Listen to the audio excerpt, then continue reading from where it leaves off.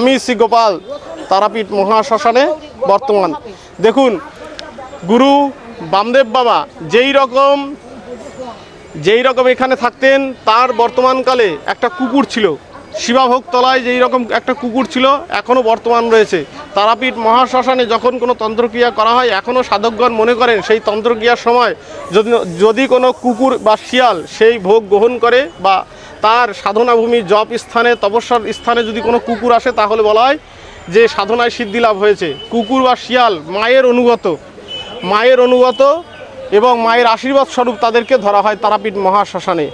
তাই এখানে আমরা যখন গুরু বামদেবের সাধনভূমিতে রয়েছি, সেই স্থানে এই যে তারাপীঠ মহাশ্মশানে যে একটা সাধারণ কুকুর এসছে, গুরু বামদেবের মুখের তিনি বর্ণনা করেছিলেন। তারাপীঠ মহাশ্মশানের তার কাছে প্রশ্ন করেছিলেন ভক্তরা যে, বাবা আপনি তো সিদ্ধ পুরুষ, আপনার কাছে কত জ্ঞানী গুণী, কত মহান মানুষরা আপনার চরণের নমস্কার জানাতে আসে, আপনার কাছে আশীর্বাদ চাইতে আসে, তাহলে আপনি সব সময় কেন কুকুরের মধ্যে জীবনযাপন করেন, সব সময় বেশি সময় কেন কুকুরকে দেন? তখন বামদেব বাবা যেটা বলেছিলেন, তিনি বলেছিলেন এই তারাপীঠ মহাশ্মশান এটা সাধারণ ক্ষেত্র নয়, এটা মায়ের ক্ষেত্র, মাতৃশক্তির দ্বারা পরিবেষ্টিত, এটা অলৌকিক ক্ষেত্র এবং মাতৃভূমি। এই মাতৃভূমিতে তোমরা যারা সংসারী মানুষ এসছো, কতক্ষণ সময় থাকতে পারো?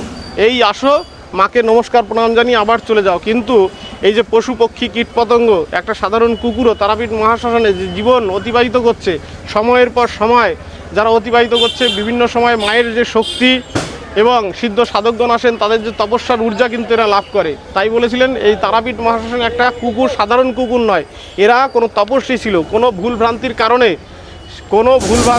কোনো তপস্বী মায়ের আশীর্বাদে এই তারাপীঠই লাভ করেছে, কিন্তু এই মনুষ্য শরীর লাভ করেনি। এবং তাদের সেই তপস্যা এবং মায়ের প্রতি প্রেম ভালোবাসার জন্য কুকুর হয়ে সে জন্মগ্রহণ করেছে। এই রকমভাবে গুরু বামদেব বুঝিয়েছিলেন যে তারাপীঠ মহাশ্মশানে কুকুর সাধারণ বিষয় নয়। এই তারাপীঠ মহাশ্মশানে যদি একটা কুকুর, কীট পতঙ্গ, গুল্মলতা, পশু পক্ষী হয়ে জন্মগ্রহণ করা যায়, তাহলেও মায়ের কৃপা আশীর্বাদ লাভ করা যায়। তাই এখনও পর্যন্ত সিদ্ধ সাধকগণ যেখানে জপ করে, তপস্যা করে, ধ্যান করে, সেখানে যদি কুকুর আসে, কুকুরকে দেখবেন তাড়ায় না।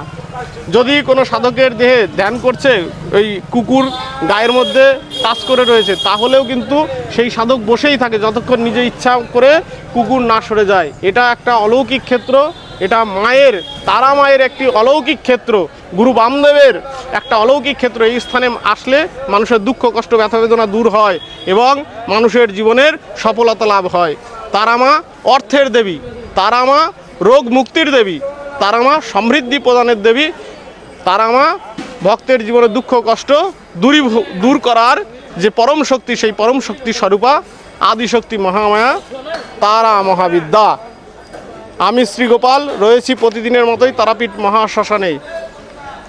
তারা মায়ের আশীর্বাদে, তারা মায়ের শক্তিতে আপনাদের জীবনের সকল সমস্যার সমাধান হবে। আগে প্রতিকার, পরে মূল্য।